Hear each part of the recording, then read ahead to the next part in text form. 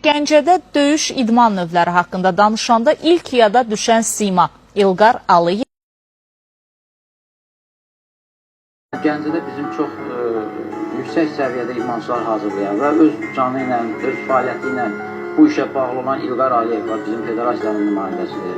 Yüksək səviyyədə idmançılar hazırlayır.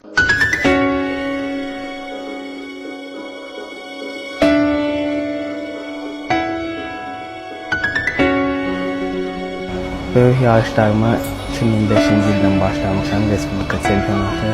Orada da birinci yerə çıxmışam. Bir də ki, mən 3 növdən vuruşuram. Kickboxing, Thai boxing, ufusanda və bunların hamısında da Respublika çempion olmuşam. 7 dəfə kickboxdan, 6 dəfə ufusandadan, bir dəfə də Thai boxing üzrə Azərbaycan çempion olmuşam. Və 3 dəfə dünya çempion olmuşam kickboxing üzrə 2009-cu ildə.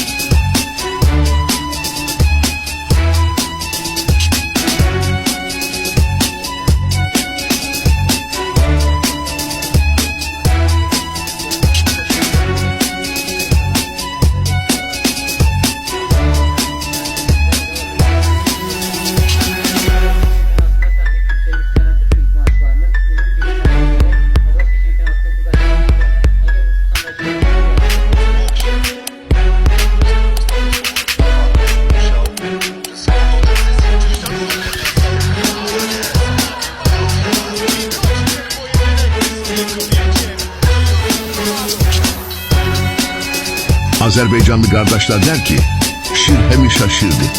Yani aslan her zaman aslandır. Hayat da öyle işte kardeşim. Kim ne yaşarsa yaşasın, kim ne kaybederse kaybetsin. Asalet değişmez, karakter bozulmaz. Kimi parayla